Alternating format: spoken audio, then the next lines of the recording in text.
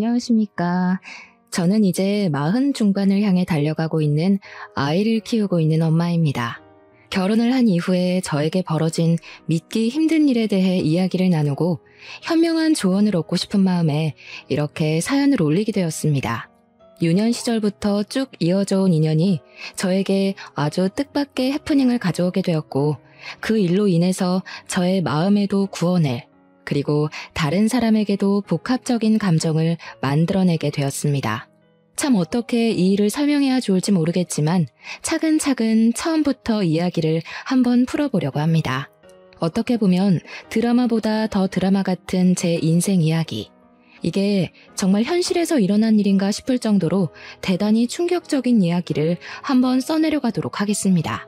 제 이야기를 듣고 여러분도 저와 같은 선상에 있다면 용기를 가지시고 본인만의 행복을 찾으시기를 바라면서 지금부터 시작하도록 하겠습니다. 저는 어릴 때 가난하진 않았지만 가난에 가까운 삶을 살고 있었습니다. 부모님께서는 집과 가까운 시장에서 작지도 크지도 않게 채소 가게를 운영하시면서 저를 키워내셨습니다. 가게를 열 정도면 나름 풍족한 생활을 하지 않았겠냐 하시는 분들도 있는데, 채소를 팔아봐야 가게 월세 내고 생활비를 제외하면 남는 돈이 별로 없었습니다. 그러니 저를 위해 부모님께서 쓸 수 있는 돈이 매우 한정적이었습니다. 물론 제가 욕심이 많은 아이는 아니었기에 화목한 가정을 이어질 수 있었습니다. 저는 부모님께서 고생하시며 벌어들인 돈을 함부로 사용하면 안 된다고 어릴 때부터 가정교육을 받았기 때문에 주어진 형편에 만족하면서 살았습니다. 우리 부모님께서는 빠듯하게 한 달을 벌어먹고 사시는 분들이었지만 없는 사람들을 늘 챙기고 도우며 사셨습니다. 채소 가게에서 팔다 남은 감자, 고구마부터 시작을 해서 시들시들해지는 상품들, 그러니까 먹는 데는 문제가 없어도 상품 가치가 떨어지는 상품들은 없는 사람들에게 나누시며 살았습니다. 특히 저희가 다세대 주택에 새를 들어 살고 있었는데 우리 옆집에 살고 있는 단칸방 식구들에게 그렇게 잘해주셨습니다. 우리 집도 아주 작은 16평짜리 방 2개 딸린 집이었지만 옆집에 사는 식구들이 밥이라도 굶을까봐 매번 감자와 고구마를 삶아서 주셨습니다. 솔직히 어린 나이에는 우리 집도 힘든데 왜 그렇게 남을 도우며 사시려고 할까, 그 돈을 모았다면 더 큰 집에 갈 수 있지 않았을까 하는 생각을 하기도 했습니다. 하지만 부모님께서는 나중에 다 복이 되어 돌아오는 것이라며 남에게 베푸는 것을 아깝게 굴지 말라고 하셨습니다. 옆집에 사는 가족들은 옆집 오빠와 옆집 오빠 부모님으로 구성되어 3명이 살고 있었습니다. 옆집 오빠는 저보다 8살이나 많은 오빠였는데 제가 초등학생일 때 이미 대학생이던 오빠였습니다. 대학 등록금을 마련하기 위해서 틈틈이 일을 하며 정말 열심히 살던 오빠는 끼니를 제때 챙기지 못해서 항상 배고파했었습니다. 그런 오빠가 안쓰러웠던 저희 어머니께서는 매번 옥수수며 감자며 아침이고 저녁이고 오빠를 마주칠 때마다 손에 들려주시면서 배고프면 일이 손에 안 잡힌다고 걱정을 하셨습니다. 옆집 오빠는 처음에는 부담스럽다면서 거절을 했었지만 나중에 들어서는 꼬박꼬박 받아주면서 너무나도 감사하다고, 이 은혜 절대로 잊지 않겠다고 부모님께 인사를 했었습니다. 가난으로 인한 자격지심도 전혀 없었고 본인이 스스로 할 수 있는 일에 매진하면서 성실하게 사는 아이라며 부모님은 옆집 오빠를 매번 칭찬하셨습니다. 저는 어린 나이에 옆집 오빠에게 질투를 한 적도 몇 번 있었습니다. 부모님께서 매번 입에 침이 마를 정도로 오빠를 칭찬하셨기 때문이었습니다. 제가 중학생이 되었을 때 오빠는 군대에 가게 되었고, 제가 고등학생이 되었을 때 제대를 하고 대학에 복학을 했는데 그때 처음 오빠를 대면했습니다. 어릴 때는 제가 대학에 대한 정보가 전혀 없었고 그냥 오빠가 공부를 잘하는 학생이었다는 정도만 들어서 모르고 있었죠. 알고 보니 오빠는 엄청나게 유명한 명문대 장학생으로 입학을 했던 학생이었던 것입니다. 초등학생 때는 몰랐지만 대단한 사람이었던 거죠. 고등학생이 된 제 눈에는 적어도 그렇게 보였습니다. 아무튼 오빠는 대학을 졸업하게 되었고 교수님의 추천으로 대학원에 진학을 하게 되었다고 했습니다. 그즈음 제가 수능 공부를 해야 할 시점이었는데 제가 뭐 학원을 다녔던 것도 아니고 공부에 엄청난 취미가 있었던 것도 아니라서 성적이 바닥을 기어다니고 있었거든요. 학원을 보내주겠다는 부모님의 말에 저는 무한한 고민에 빠지게 되었습니다. 학원비가 한두 푼도 아니고 부모님의 돈벌이가 넉넉한 것도 아니었으니까요.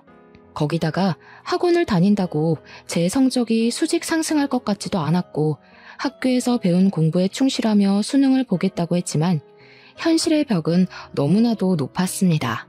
공부도 재미가 없고 흥미도 떨어지고 하니 손을 놓아버리게 됐고 대학은커녕 공장이라도 취직을 해서 하루빨리 집안의 보탬이 되어야겠다는 생각도 하게 되었습니다.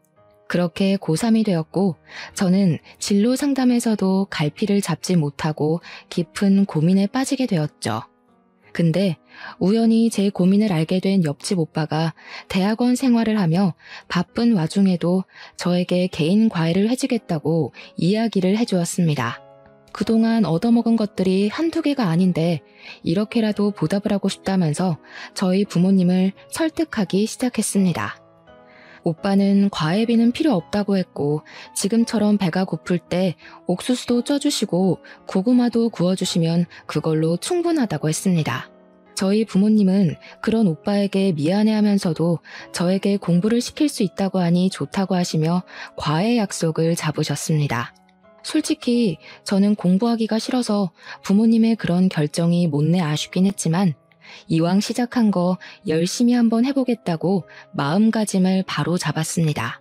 그때부터 옆집 오빠에게 수학, 영어, 국어 과외를 받기 시작했는데 오빠가 정말 가르치는데 소질이 있는지 쑥쑥 문제를 짚어서 알기 쉽게 풀어서 알려주더라고요. 몰랐던 학습의 세계가 열리고 흥미가 막 붙기 시작했지만 제가 그동안 쌓아온 기초가 너무 없어서 그런지 성적이 티가 나게 오르진 않았습니다. 오빠는 많이 풀어보고 틀려봐야 실력이 느는 것이라며 저에게 숙제를 매번 내주었고 저는 학교에서 틈틈이 숙제를 풀어나갔습니다. 그때 저희 반에서 공부를 꽤 잘하던 은지라는 친구가 있었는데 저를 보고 막 비웃더라고요. 와, 네가 공부하는 거 태어나서 처음 보는 것 같다, 야. 너 대학 가려고? 진심이야? 네 성적에? 너 공부 못하잖아. 괜히 돈 버리는 거 아니야?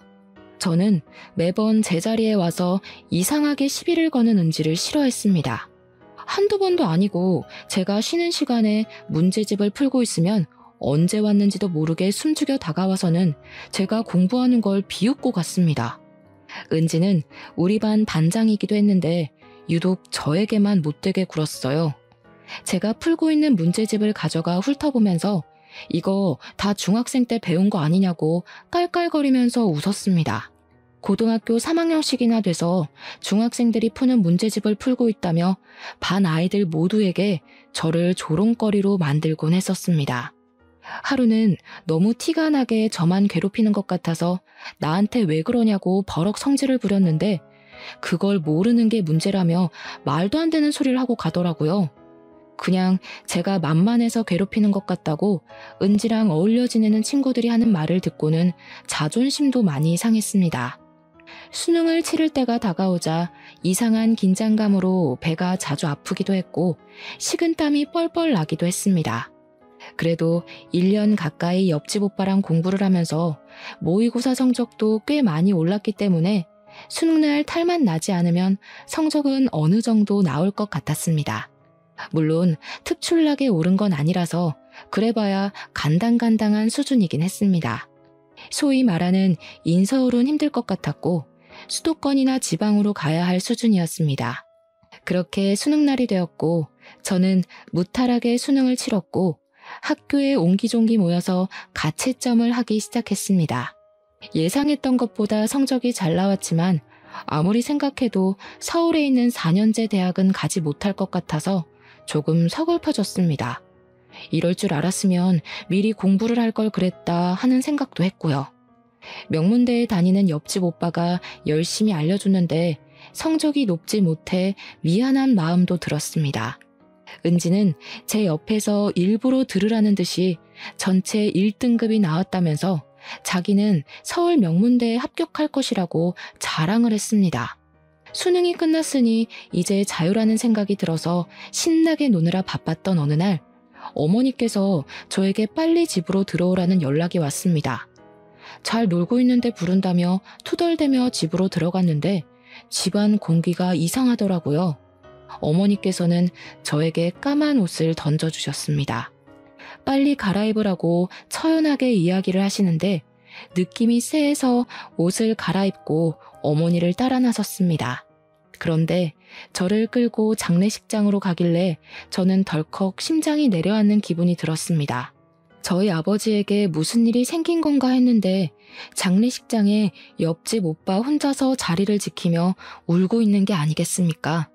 영정사진을 보니 옆집 오빠의 부모님의 얼굴이 있더라고요.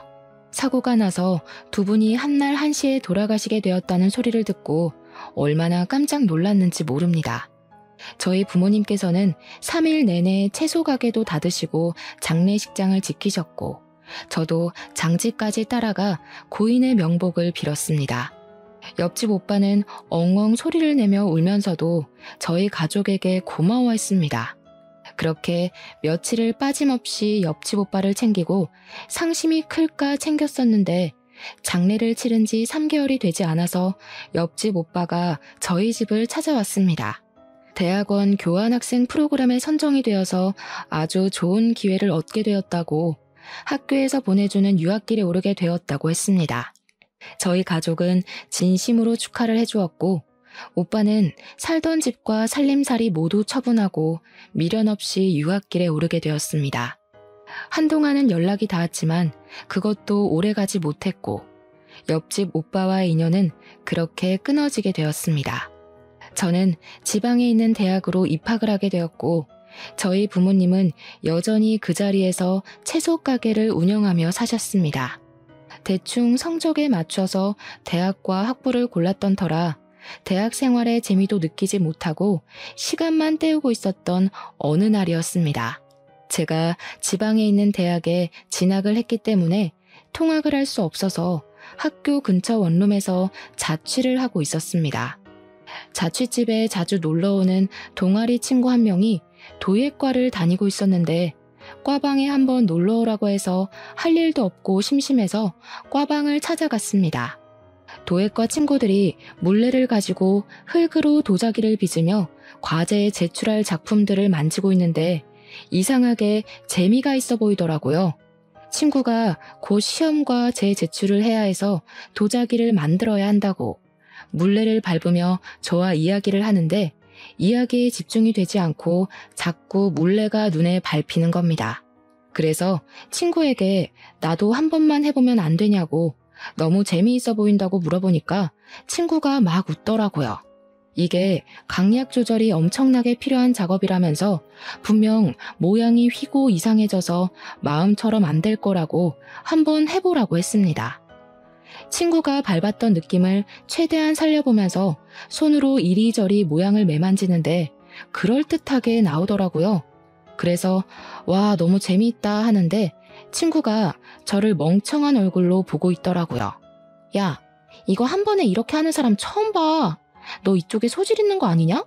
내가 원래 잡기에 능하긴 하는데 손재주도 있는 편이라고 하더라. 나도 한번 해볼까? 어떤 거 같아?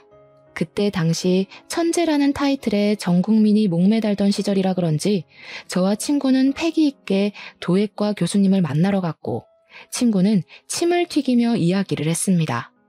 20살의 패기였을까요? 지금 생각해보면 고작 물레 한번 돌린 것으로 교수님을 찾아가서 소질이 있네만의 이야기를 했다는 게 너무나도 부끄럽습니다. 하지만 어린 나이에 치기 어린 패기를 교수님께서 예쁘게 봐주신 덕분에 저는 교수님 앞에서 물레를 밟으며 도예를 시작할 수 있었습니다. 몇 주간 실습하는 곳에서 도독 강의를 들으며 손맛을 익혔더니 교수님께서 진짜 소질이 있는 것 같다고 전과를 해볼 생각이 없냐고 하셨습니다. 그냥저냥 인문과에서 갑자기 도예과로 전과가 가능할까 싶었는데 지방에 있는 학교라 그런지 해달라는 거 다 해주더라고요. 저는 얼떨결에 도예과로 전과를 하게 되었고 저희 부모님도 제 이야기를 듣고 무척이나 어이없어 하셨지만 제가 재밌다고 하니 한번 해보라고 하시고는 더 말리지 않으셨습니다. 저는 충동적인 결정임에도 불구하고 4년을 도예과에 다니면서 실력이 쑥쑥 늘기 시작했고 원래 도예과 특성상 취업이 힘든 편임에도 불구하고 교수님의 추천서를 받아냈습니다. 그 추천서 한 장의 위력이 어마어마하더라고요. 저는 친구들이 모두 부러워할 만한 도예가가 운영하는 회사에 취업을 하게 되었습니다. 정말 도자기를 빚는 일을 주력으로 하고 아이들이 체험을 하러 오기도 하는 커다란 화로가 있는 회사였습니다. 회사가 이천에 있었기 때문에 부모님께서는 채소 가게를 접으시고 아예 이천에 있는 작은 마을로 이사를 하시게 되었습니다. 마을 자체도 작고 조용했고 적당한 생필품을 동네 슈퍼에서 파는 그런 동네였는데 온 가족이 이주를 하게 되면서 제가 벌어오는 돈으로 생활을 하기 시작했습니다. 사실 그 돈으로 세 가족이 살기에는 조금 빠듯하긴 했습니다. 그런데 정말 하늘이 도우신 건지 우리 부모님이 나눠 살던 복이었는지 그 마을 바로 옆에 큰 도로가 생기고 대기업 회사가 들어오게 되면서 농사나 지을까 하고 서울에 있던 모든 걸 정리한 돈으로 산 땅값이 어마어마하게 올랐습니다. 정말 20배 가까이 땅값이 오르는 덕분에 저희는 바로 그 땅과 집을 팔고는 회사와 조금 더 가까운 위치에 시내의 아파트를 구매하게 되었습니다. 갑자기 큰 돈이 생기니 어안이 벙벙했지만 허투루 쓰지 않고 우리 세 가족이 평생 아끼며 살자고 손가락 걸고 약속을 했습니다. 부모님께서는 남을 도우며 살아서 얻게 된 복이라고 참으로 좋아하셨습니다. 도예 회사에 다니면서 남들보다 더 땀을 뻘뻘 흘려가며 일을 했는데 사실 도예가로서의 삶이 참 힘듭니다. 월급도 적은 편이고요. 제가 이천에서 계속 일을 하면서 잘하는 건 흙을 빚는 일뿐이라 대기업 같은 데에 입사를 해서 화장품 케이스를 만들고 하는 일이 더 낫지 않나 하는 생각이 들더라고요. 정통 도예 일만 해서는 먹고 살기가 빠듯하다고 느껴졌기 때문이었습니다. 거기다가 대기업이 줄줄이 이천에 공장을 지으면서 저희 도예 회사 옆에도 대기업 반도체 회사가 들어오게 됐는데 사원증을 걸고 있는 회사원들 보니까 멋있더라고요. 저는 매일 흙을 묻히고 다녔는데 그분들은 대기업 로고가 떡하니 박힌 작업복을 입고 거리를 돌아다녔으니까요.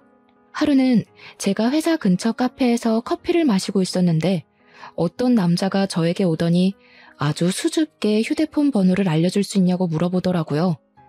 저는 살면서 제 번호를 물어본 남자가 그분이 처음이었기 때문에 의심부터 했습니다. 저 도 안 믿어요. 사이비도 안 믿고요. 대출도 안 할 거고 장기도 안 팔 건데요. 근데 제 말이 엄청나게 웃겼는지 처음에는 무슨 소리인가 하고 저를 보다가 빵 터져서 배를 잡고 웃더라고요. 앞에서 그렇게 웃어대니까 제가 너무 오버를 했나 싶어서 얼굴이 달아올라 커피를 벌컥벌컥 마셨습니다.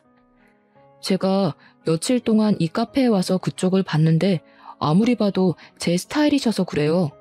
번호 좀 알려주세요. 혹시 여기 S기업 다니시는 분이세요? 아니요. 아쉽게도 저는 반대편에 있는 도자기 회사에서 도자기 만드는 일을 하고 있어요. 우와, 정말 멋있는데요. 도예가라는 말씀이시잖아요. 요즘 잘 없는 직업 아닌가? 저도 나중에 도자기 한번 만들러 가봐도 되나요? 번호 좀 알려주세요. 그분은 저에게 계속해서 번호를 알려달라고 졸랐고 저는 어차피 한 번뿐인 인생인데 괜찮지 않을까 싶어서 번호를 알려주었습니다. 번호를 준 게 허락으로 생각한 건지 그 뒤로 자주 연락이 오곤 했습니다. 물론 저도 마음에 들지 않았으면 딱 잘라 거절을 했겠지만 그건 또 아니었어요.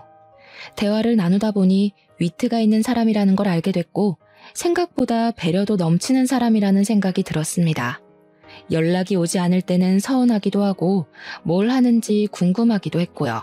그렇게 시간을 보내다 보니 자연스럽게 연애라는 걸 시작하게 되었습니다.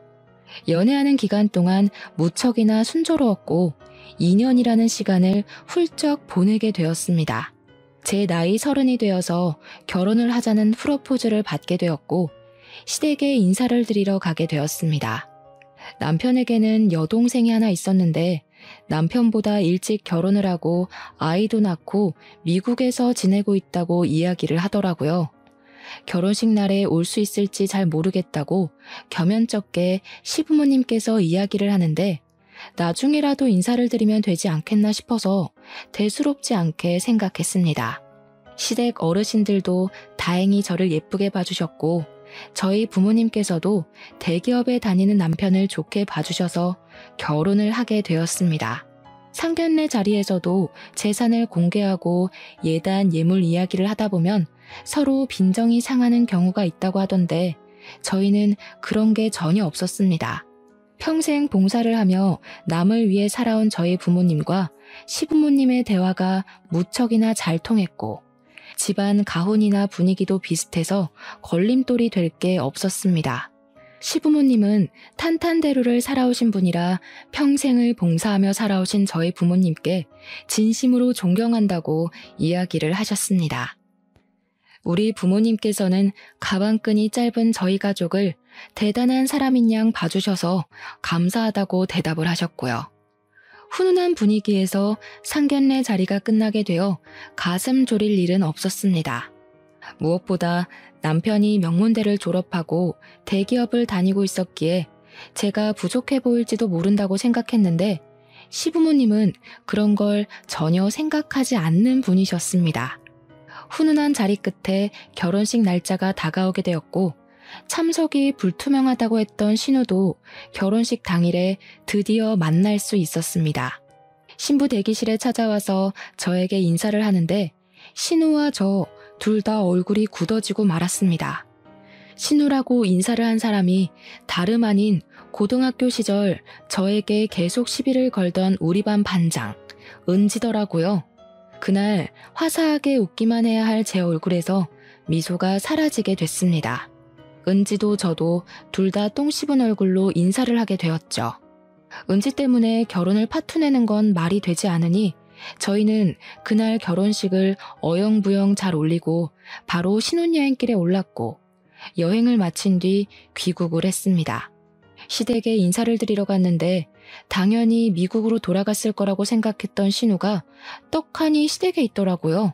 시댁 분위기는 이상하게 살얼음판이었고요. 이게 무슨 분위기인가 싶었는데 신우가 폭탄을 제대로 터뜨렸더라고요. 나 이혼하고 한국으로 아예 들어오게 됐어. 우리 아들도 당연히 한국에서 내가 키우기로 했고 당분간은 시댁에서 지내려고. 글쎄 우리 남편이 노란머리 여자랑 바람을 피웠지 뭐야. 내가 어이가 없어서 자존심이 상해서 도저히 그 남자랑 못 살겠더라고. 한국에서 명문대도 졸업했고 미국에서 공부까지 한 사람인데 여기에 내가 일할 자리 하나 없겠어? 나도 고향이 그리웠었는데 잘 됐지 뭐. 시부모님은 갑작스런 신우의 말에 머리를 싸매고 누우셨고 신우는 아무렇지 않게 시댁에 자기 짐을 풀고는 뻔뻔하게 눌러붙기 시작했습니다. 그냥 거기서 끝이 났으면 제가 신우 이야기를 할 일도 없었겠죠. 이혼하고 한국에 들어왔다는 것 자체가 자존심이 상한 건지 뭔지 저한테 시비를 걸기 시작하더라고요. 개버릇 남 못 준다고. 저런 식으로 남편의 바가지를 긁어댔으면 남편이 바람을 피우고도 남겠다 하는 생각이 들었습니다. 그러고 보니까 현아 네가 우리 반 밑바닥 성적을 깔아준 덕분에 내신에서 이득 본 친구가 좀 있지 않았니? 너 대학도 지방대 나왔지?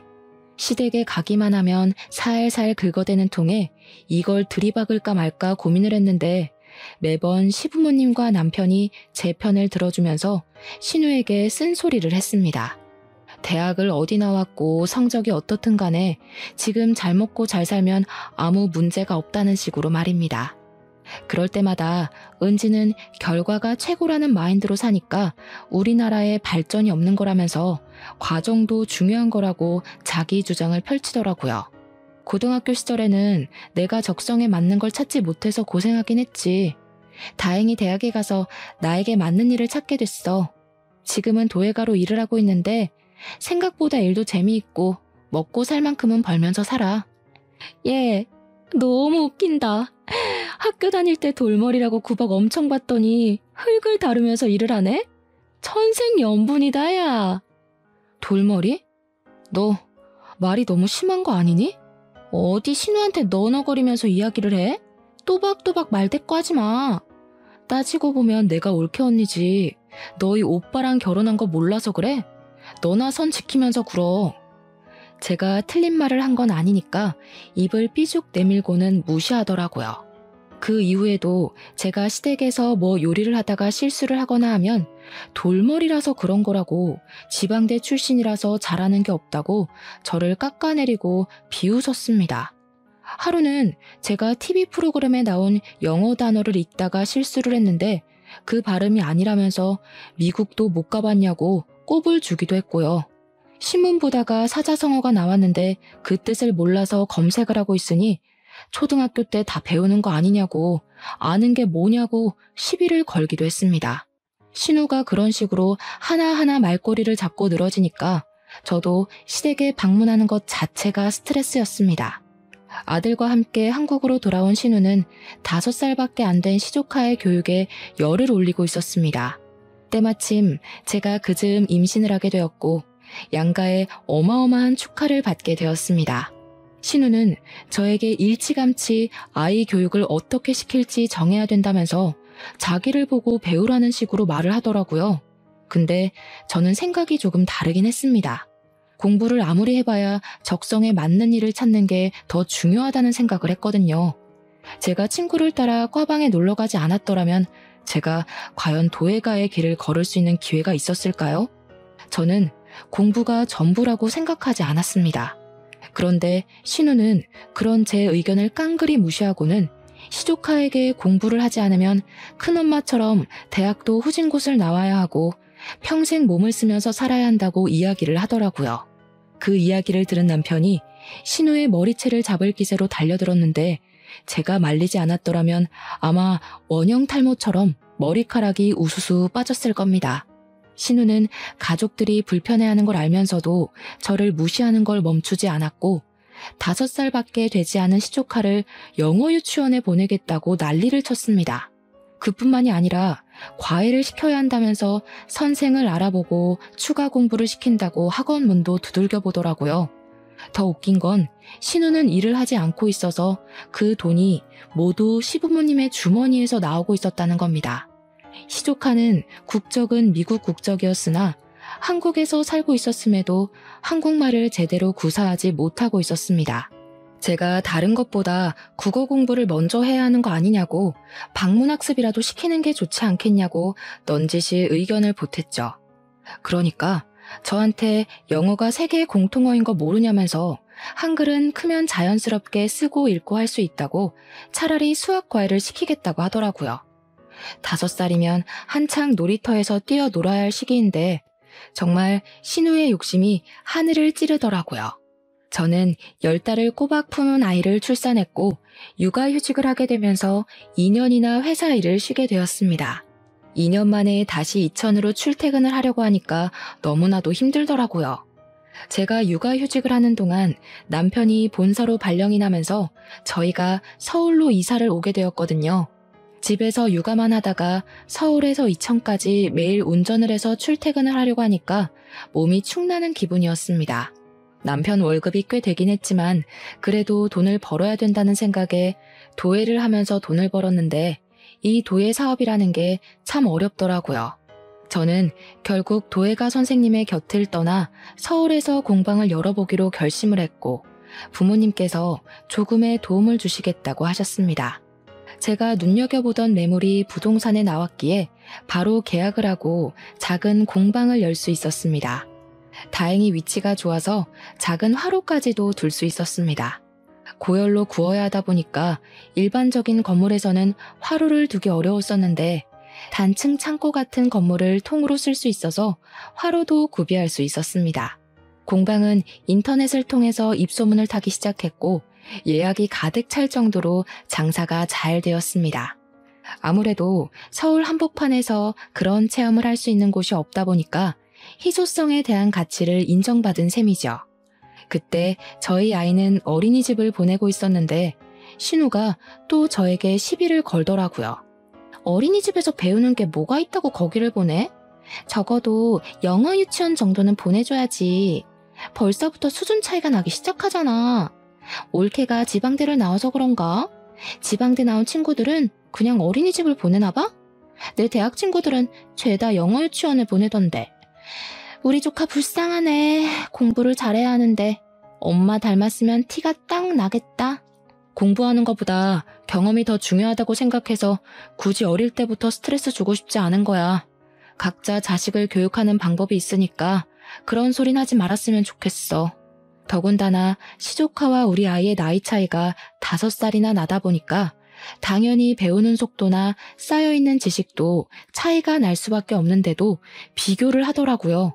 우리 애는 이것도 하고 저것도 하고 그 나이 땐 이미 다 했던 건데 하면서요.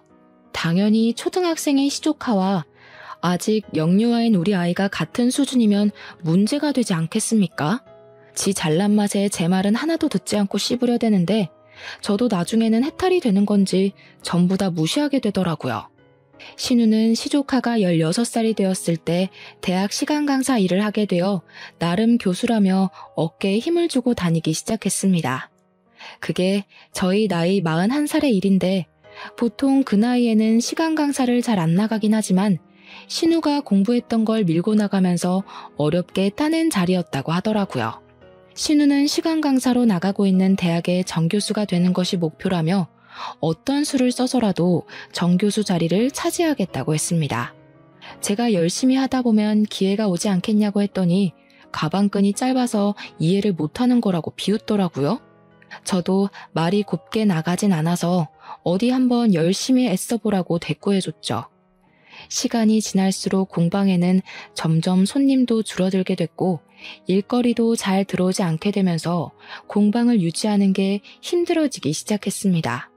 아무래도 작은 공방이라 한계가 있는 거고 한번 방문했던 손님의 재방문이 잘 이루어지지 않았기 때문이었습니다. 물레를 여러 개 둘 수가 없어서 체험 공방은 대체로 만들어진 틀에 그림을 그려 구워나가는 식으로 이루어졌는데 가격도 비싼 편이고 하다 보니 한 번 체험으로 끝나는 거죠. 취미반 수업을 해도 인원을 많이 받을 수가 없고 기초를 배우고 나면 심화 과정까지 하려는 사람이 없어서 운영이 점점 힘들어졌습니다. 그래도 남편이 대기업을 다니고 있으니 배가 고를 일은 전혀 없었지만 제 일이 잘 안 풀리니까 스트레스를 받긴 하더라고요. 공방이 서울에 있다 보니 월세도 만만치 않았고 무엇보다 손님이 많아야 하는데 그러질 못하고 파리만 날리는 경우도 있으니 앓는 소리가 절로 나오더라고요. 제가 힘들어한다는 걸 알았는지 신우는 시조카에게 저의 험담을 하고 있더라고요. 큰엄마가 공부를 못해서 저런 일을 하는 거라고 돈도 못 벌고 힘들어하지 않냐면서 공부를 잘해야 뭘 해도 편하게 먹고 살 수 있는 거라고 말입니다. 본인이 공부의 끈을 놓지 않고 열심히 한 덕분에 나이를 먹어서도 안정적인 교수 일을 하고 있지 않냐고 하는데 웃기더라고요. 정교수도 아니고 시간 강사 일을 하고 있으면서 교수 타령을 하는 것이 자격지심처럼 느껴지고 나중에는 안쓰럽기까지 하더라고요. 애써 무시를 하며 지내고 있었는데 하루는 신우에게서 급하게 저에게 연락이 왔습니다. 학교에 제출을 해야 할 서류를 두고 갔는데 그 자료가 정직원 채용 원서에 꼭 필요한 것이라면서 저에게 가져다 달라고 하더라고요. 시부모님은 지방으로 골프 여행을 가신 터라 제일 움직이기 쉬운 저에게 부탁을 해왔습니다. 처음으로 신우가 저에게 고분고분하게 말을 하며 계속 부탁한다 빌빌 기길래 한번 도와주자 싶어서 서류를 찾아서 신우가 일하는 대학으로 찾아갔습니다. 자료를 받자마자 돌변하더니 이런 일에는 쓸모가 있어서 다행이라고 말을 하더라고요. 진짜 어이가 없어서 서류를 찢어버리고 싶었습니다. 이럴 때는 자존심 같은 거 세우지 말고 그냥 고맙다고 말해야 하는 거 아니야? 어머, 너 나한테 고맙다는 소리가 듣고 싶었던 거니? 자존심 세우기는 무슨... 내가 너한테 그런 거 세워서 뭐 한다고 그래. 네가 어디 대기업이라도 다녔으면 내가 너한테 이런 부탁 못했겠지. 얼마나 다행이니? 네가 공부를 못해서 한가롭게 공방이나 운영하면서 사니까 이런 부탁도 들어주고 내가 이 은혜는 평생 잊진 않을게. 갚을지는 모르겠지만 고맙다 얘. 어쩜 이렇게 말을 재수없게 하는 재주가 있는지 모르겠다. 은혜 갚으라고도 안 하니까 걱정하지 마. 걱정은 무슨? 너 요즘 공방도 잘 안 된다며? 이래서 어릴 때부터 공부를 잘하는 게 중요한 거야. 결국 어떻게든 밥벌이 하려면 똑똑해야 한다니까. 우리 아들도 너랑 나를 보면서 제발 정신 차리고 공부 좀 했으면 좋겠다. 내가 그런 건 또 고마워. 너 덕분에 우리 아들에게 현실감을 알게 해줄 수 있어서. 제가 기가 막혀서 부들부들 떨고 있는데 뒤에서 누가 헛기침을 하더라고요. 신우와 저는 입씨름을 하느라 뒤에 누가 찾아온 것도 모르고 있었습니다. 신우를 향해서 준비 다 됐냐고 물어보는데 이상하게 낯이 익더라고요. 신우가 갑자기 쩔쩔매면서 언제 오셨냐고, 안 그래도 지금 서류 준비를 다 했다면서 학과장님 하면서 콧소리를 내는데 그분이 저를 빤히 보더니 놀란 눈을 하셨습니다. 너 혹시 효나니? 땡땡동 살던 채소가게. 자세히 보니까 저에게 공부를 가르쳐 주었던 우리 옆집 살던 오빠였습니다. 저는 너무 놀라서 오빠 맞냐고 반가움에 방방 뛰었더니 어떻게 여기서 다 보냐고 반갑다고 신우를 무시하고 저에게 달려와 제 손을 잡더라고요. 신우는 황당한 얼굴로 둘이 어떻게 하는 사이냐고 제 옆구리를 찔렀고, 저는 옆집 살던 오빠라고, 제 과외를 해주던 오빠라고 이야기를 했습니다. 그러고 보니 은지 네가 나한테 무슨 중학생이 풀만한 문제집을 풀고 있냐고 했던 게 생각이 나네. 그거 오빠가 과외할 때 내준 숙제였는데. 오빠 덕분에 대학도 못 갈 것 같았던 내가 대학도 가고 거기서 적성도 찾아서 지금은 도예가로 일하고 있어요. 내가 학교 다닐 때 언제 그랬다고. 참나. 아무튼 인연이 닿으려고 하니까 이렇게 닿네요, 학과장님. 신기하죠? 근데 옆집 오빠는 이미 신우가 저에게 뾰족하게 날을 세우고 했던 말들을 모조리 들었던 것 같습니다. 표정을 굳히고는 풀지 않더니 신우가 내민 서류를 다시 신우 손에 들려주더라고요. 내가 추천서에 사인을 해주긴 좀 어려울 것 같네. 거기다가 내 가족이나 다름없는 사람에게 그런 말을 뱉는 걸 보니 인성도 별로인 것 같구먼. 그런 사람이 대학 강단에 서서 어떻게 아이들을 바른 길로 인도할 수 있겠나? 사회의 모범이 되어야 할 사람인데 말이야. 갑자기 이러시는 게 어디 있어요. 가족이나 다름없는 사람이라뇨. 얘랑 가족은 전데요? 그럼 저랑도 가족이잖아요. 우리가 언제부터 가족으로 묶인 사이였니? 항상 네가 날 무시하고 깎아내리기 바빴지. 오빠, 어떻게 지내셨길래 여기서 학과장을 하고 계신 거예요? 저희 부모님은 채소 가게 접으신 지 오래됐어요. 지금은 이천으로 이사를 가셨고요. 일이 술술 잘 풀리는 덕분에 지금은 노후를 즐기면서 보내고 계세요. 안 그래도 한국에 들어오고 나서 얼마나 찾았는지 몰라. 가게도 사라지고 집도 이사를 하고. 여기서 이러지 말고 커피 한잔 하러 가지. 신우가 발을 동동 구르면서 따라오다가 옆집 오빠가 왜 따라오냐고, 무슨 볼일이 더 남았냐고 차갑게 이야기를 하자 그 자리에 우뚝 서더라고요. 신우가 울상이 되어서 저를 바라보는데 얼마나 고소하던지 20년 묵은 채증이 확 내려가는 듯한 기분이 들었습니다. 옆집 오빠는 미국으로 유학을 가게 된 이후에 학교에서 내어준 장학금으로 미국의 유명 대학원을 졸업했다고 했습니다. 한국으로 돌아와 강사일부터 시작해서 지금은 학과장까지 오르게 되었다고, 옆집 오빠가 연구하는 분야에서는 영향력이 있는 사람이 되었다고 하더라고요. 대기업 같은 곳에서 초청 강의 제안도 들어오고 하루가 어떻게 돌아가는지 모르게 바쁘게 살고 있다고 했습니다. 나름 인터넷에 이름을 검색해도 나온다면서 너스레를 떠는데 저는 참 오빠를 단 한 번도 찾아볼 생각을 하지 못했네요. 부모님께 전화를 걸어서 옆집 오빠와 연결을 해주기도 하고 오랜만에 만나서 정말 즐거운 시간을 가지게 되었습니다. 그날 이후 신우는 정교수가 되지 못했다면서 저를 원망하기 시작했고, 도를 넘어서는 바람에 시댁에서도 구박덩어리가 되었습니다.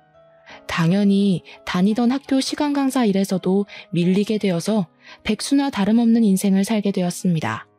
저에게 히스테릭하게 굴 때마다 시부모와 남편이 옆에서 제 편을 들어주니 신우는 점점 망가지고 말았습니다. 신우는 모든 스트레스를 시조카에게 풀기 시작했고 문제를 하나라도 틀리면 너 죽고 나 죽는 거다 하면서 시조카를 압박하기 시작했습니다. 자기보다 훨씬 공부를 잘해야 하고 명문대 아주 귀에 피딱지가 않도록 노래를 부른 거죠. 기말고사를 본 시조카는 성적이 원하는 대로 나오지 않자 스트레스를 견디지 못하고 그만 이대로 세상을 뜨겠다고 나쁜 시도를 하고 말았습니다. 새벽에 갑작스러운 시부모의 연락에 남편과 저는 혼비백산하여 응급실을 찾았고 거기서 파리해진 신우를 만날 수 있었습니다. 너 이런 식으로 애한테 스트레스 주고 할 거면 차라리 애를 네 남편에게 보내. 너 때문에 이게 무슨 일이야. 신우는 하염없이 눈물을 뚝뚝 흘리면서 어떻게 그런 소리를 할 수 있냐고 횡설수설했습니다. 내가 정신병이라도 걸린 것 같냐? 애를 왜 남편한테 보내려고 하냐? 내가 죄인이다 하면서 알아듣지 못할 말을 마구마구 쏟아냈습니다. 저는 신우가 미웠고 재수없었고 불행하길 바랬지만 시조카가 다치길 원하진 않았습니다. 신우가 나한테 화풀이하던 걸 조카에게 하니까 이렇게 된 거지. 세상 일이 어떻게 신우 맘대로 되겠어? 이제 좀 내려놔. 시조카가 공부를 못하는 것도 아니고 잘하는데 왜 그렇게 애를 압박하고 그래? 한참을 울던 신우가 자기 혼자 있고 싶으니까 다들 집에 가서 기다리라고 하더라고요. 며칠 입원해 있는 동안 신우는 시조카 옆에서 1분도 떨어지질 않았습니다. 그리고 시조카가 퇴원을 해서 시댁에 오니 신우가 갑자기 가족들을 불러다 놓고 고개를 숙이고 사과를 하더라고요. 그동안 괜한 비교질해가면서 올케 언니 무시한 거 미안해. 내가 사람을 급으로 나누고 상처 줘서 미안해. 나 이제 욕심부리지 않고 우리 아이가 하고 싶은 거 하면서 살 수 있게 노력할 거야. 그러면서 애한테 욕심부리며 살지 않겠다고 공부가 전부가 아니라는 걸 너무 늦게 깨달았다고 하더라고요. 며칠이나 가려나 했는데 신우는 정말 굳은 결심을 한 건지 그 뒤로 저희 부모님을 따라서 보육원과 고아원에 봉사를 하러 다니더라고요. 사각지대에 놓인 아이들 중에서 공부를 하고 싶어하는 애들을 위해 교육을 시키고 있습니다. 할 줄 아는 게 이것밖에 없다면서 사교육을 한 번도 받아보지 못한 애들을 불러다 놓고 공부에 관심 있어 하는 애들에게만 공부를 가르치면서 시간을 보내더라고요. 신우는 점점 마음의 치료를 받고 있는 중이고 저는 그런 신우를 멀리서 응원하며 지켜보고 있는 중입니다. 가까이 하기엔 아직까지 제가 받은 상처가 깨끗하게 씻기질 않았네요. 앞으로 저도 신우를 용서할 수 있는 날이 오겠죠. 그날이 오면 같이 속을 드러내놓고 술이라도 한잔 해보려고 합니다. 그러니 그날이 올 때까지 제가 신우를 용서할 수 있도록 노력해보도록 하겠습니다. 감사합니다.